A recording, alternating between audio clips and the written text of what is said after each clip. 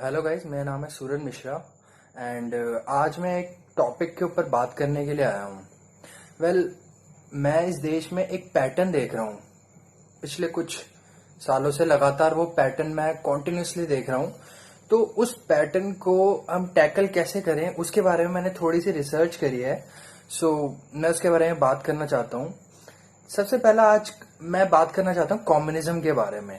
Communism को हम काफी तरीके से एक्सप्रेस कर सकते हैं कि वो क्या है क्या नहीं है, बट उसके दो बेसिक पैटर्न होते हैं। सबसे पहला, कम्युनिज्म क्या होता है? कम्युनिज्म का बेसिक आधार होता है, एक तो वो अपने आप को वो लोग एथीस्ट बोलते हैं और दूसरा वो अपने आप को एंटी स्टैब्लिशमेंट की तरफ से बोलते हैं। ठीक है, तो आज हम इन्हीं दो टॉपिक के ऊपर बात करेंगे। तो सबसे पहला मैं टॉपिक उठाना चाह रहा हूं इनका कि एंटी स्टैब्लिशमेंट ये कैसे हैं।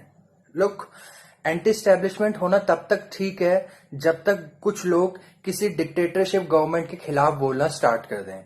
ठीक है, वहां तक तो ठीक है, बट अगर कोई डेमोक्रेटिक इलेक्टेड गवर्नमेंट आ रही है उसको भी आप फासिस्ट एंड ऑल जितने भी यूरोपियन टर्मिनोलॉजीज के वर्ड्स हैं उनका यूज करके आप इनके खिलाफ बोलना शुरू कर दें तो वो कहां से कहां तक जायज है। I don't think so, we can not जज about it. So anti establishment होना अच्छी बात है, बट इनका नेचर जो है वो दूसरे तरीके से भी देखा जाता है। First of all, they call themselves as atheist. Atheist मतलब नास्तिक होना। अब नास्तिक होना अगेन ये एक यूरोपियन टर्मिनोलॉजी का वर्ड है, बट अगेन यहाँ पे एक केस ये आ रहा है कि ये एथीस्ट हो जाएंगे तो इनकी सोशल रेलेवेंस भी समाप्त हो जाएगी। हाउ? जैसे कि आज हम देखेंगे कि कम्युनिस्ट हर देश में पाए जाते हैं, स्पेशली इंडिया में, पाकिस्तान में, बांग्लादेश में, अमेरिका में, यूरोपियन कंट्रीज में। क्योंकि अगर हम देखेंगे अमेरिका के जो कम्युनिस्ट हैं वो क्रिश्चियनिटी के खिलाफ बोलेंगे, पाकिस्तान के जो कम्युनिस्ट हैं वो इस्लाम के खिलाफ बोलेंगे और इंडिया के जो कम्युनिस्ट हैं वो हिंदुइज्म के खिलाफ बोलेंगे। तो इन लोगों ने एक सर्टेन आइडिया बना लिया है कि हम जितने भी देश में जो मेजॉरिटी रिलीजन है उसके खिलाफ बोलेंगे और अपना सोशल रिलेवेंस बनाते हुए चलेंगे। ठीक है ना। अब ये कम्युनिज्म पूरी दुनिया के बारे में मैं बात नहीं कर सकता क्योंकि मैं अपने देश के बारे में बात करना चाहता हूं। तो अपने देश के बारे में बात करने में मैं बात करूंगा इंडियन कम्युनिज्म के बारे में। तो इंडियन कम्युनिज्म का जो मूलभूत आधार है वो कहां से शुरू हो रहा है? फर्स्ट ऑफ ऑल, ये कम्युनिज्म, मार्क्सिज्म, ये सब जो है इंडिया में अंग्रेजों के आने के बाद ही शुरू हुआ। उससे पहले हम लोग इसके बारे में इतना कुछ नहीं जानते थे। ठीक है, तो इन लोगों ने क्या किया, इन लोगों ने अपने जैसे बंदे बनाने के लिए, मकॉले ने एंड दुनिया भर के जो एजुकेशनिस्ट एडवर्ड वुड्स वगैरह इन लोगों ने आया, तो इन लोगों ने इंग्लिश वगैरह पढ़ा के यहाँ के जो मेट्रो सिटीज में रहने वाले यंगस्टर्स थे उनको इंग्लिश वगैरह सिखाया और उसी इंग्लिश वगैरह सीखने की वजह से उन लोगों ने मार्क्स को, लेनिन को, इन सबको पढ़ना शुरू किया। ठीक है, तो उससे क्या हुआ कि ये लोग, इनकी लाइफ में एक ऐसी एक नेचर बन गया कि ये हमेशा ही अपने ही कल्चर के खिलाफ बोलना शुरू हो गए। उन लोगों को लगा कि हाँ भाई, English is very cool and very happening and their moral perspective is quite high than ours. तो लोग इनकी इज्जत भी करने लग गए। जैसे ब्रिटिशर्स को बहुत ही महान कुछ समझा जाता था, उसी तरह से ये बाबू लोग जो बन गए इनको भी बहुत ज्यादा सम्मान मिलने लग गया। ठीक है, अब फिर देश धीरे धीरे आजाद होता है। और वैसे ये बात तो सच है कि ब्रिटिशर्स को बाहर निकालने के लिए एक कम्युनिस्ट का भी काफी अच्छा हाथ है। हम ये नहीं कह सकते कम्युनिस्ट ने इस देश के लिए कुछ नहीं किया, बट वो जो ब्रिटिशर्स थे वो एक इंपीरियलिस्ट गवर्नमेंट थे, साम्राज्यवादी थे। और साम्राज्यवाद को हटाना एक बहुत अच्छी बात है। कम्युनिस्ट ने ये बहुत अच्छा काम किया, बट उसके बाद इस देश में जब डेमोक्रेटिकली इलेक्टेड गवर्नमेंट आई तो इनका सोशल एलिमेंट समाप्त हो गया। तो इन्होंने एक टर्म निकाली, मेजोरिटिज्म। क्या? मेजोरिटिज्म में जो बहुमत में या फिर जो मेजोरिटी में रिलीजन है उसके खिलाफ उन्होंने बोलना स्टार्ट कर दिया। तो इससे क्या हुआ कि आज हम देखते हैं कि जो इंग्लिश पढ़े हुए बाबू लोग थे अंग्रेजों के जमाने में, उन्होंने आजादी के दौरान कुछ स्टूडेंट्स को पढ़ाया, जो 60s और 70s के एरा में स्टूडेंट्स थे उन्हें पढ़ाया। और ये सारी चीजें मिलके आज हम देखते हैं कि आज के जो पर्सपेक्टिव में हमारे जो यूथ है वो कैसे इन सब से बुरी तरह से इन्फ्लुएंस हो रहा है। कैसे हो रहा है? फर्स्ट ऑफ ऑल, अगर हम देखते हैं कि कोई लड़का या लड़की कॉलेज में आता है 12th पास करके, यूनिफॉर्म हटती है उसकी बॉडी से और वो एक अलग ही एटमॉस्फेयर में आता है, तो ये कम्युनिस्ट क्या करते हैं, ये अपनी आइडियोलॉजी काफी कूल और काफी सोशली अवेयरनेस से जुड़े हुए टॉपिक्स को दिखा के जनता के सामने परोसती है। जनता in the sense the youth, ठीक है। तो इससे ये असर पड़ता है कि, और ये लोग कौन होते हैं करने वाले, ये लोग वो होते हैं जो कि 60s और 70s के एरा में स्टूडेंट रह चुके थे और आज वो टीचर बन गए हैं। बेसिकली ह्यूमैनिटीज के टीचर हैं, क्योंकि political science, history, geography, economics, ये सारे ह्यूमैनिटीज के सब्जेक्ट हैं। और हम बेसिकली देखें तो इस देश को ह्यूमैनिटीज के स्टूडेंट ही चला रहे हैं, क्योंकि साइंस का स्टूडेंट और कॉमर्स का स्टूडेंट जो होता है वो बेसिकली इन सब चीजों से थोड़ा दूर ही रहता है।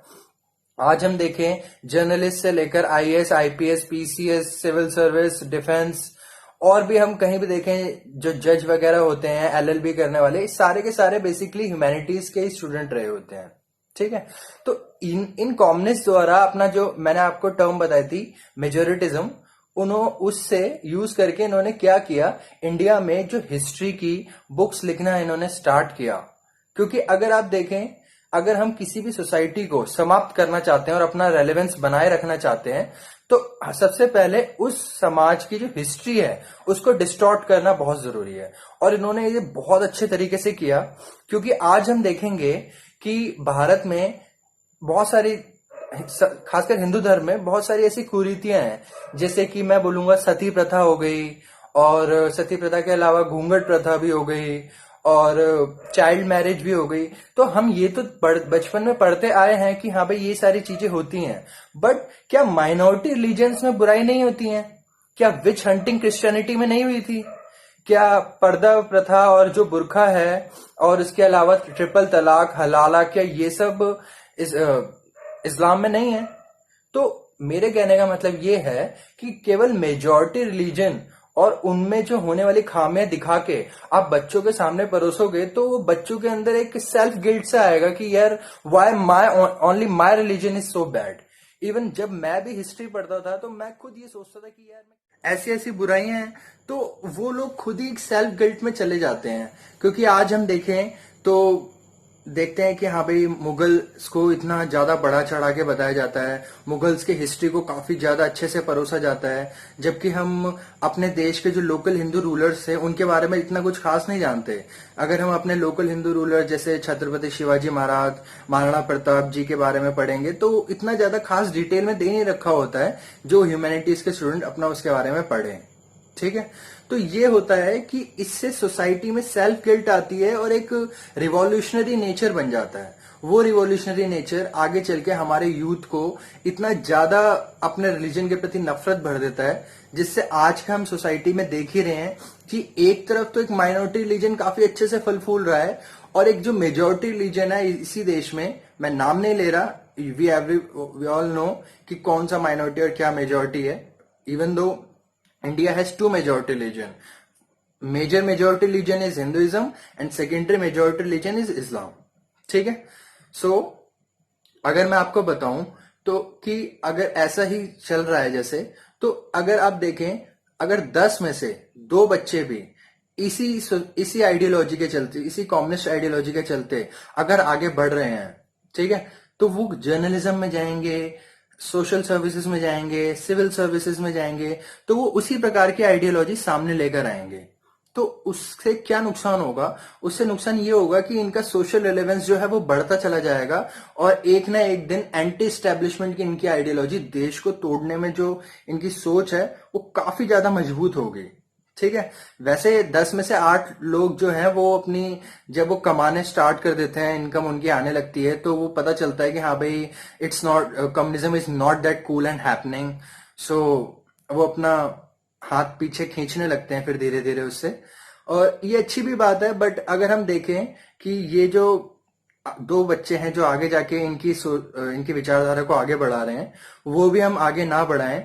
इसीलिए गाइस, अपने कल्चर को, अपने पास्ट को और अपने प्रेजेंट को, इन सबको अच्छे से समझो और जो आपको लग रहा है कि हाँ पे यहाँ पे एक कम्युनल एंगल आ रहा है, नहीं आ रहा है, तो उसके फैक्ट चेकिंग के ऊपर ज्यादा ध्यान दो।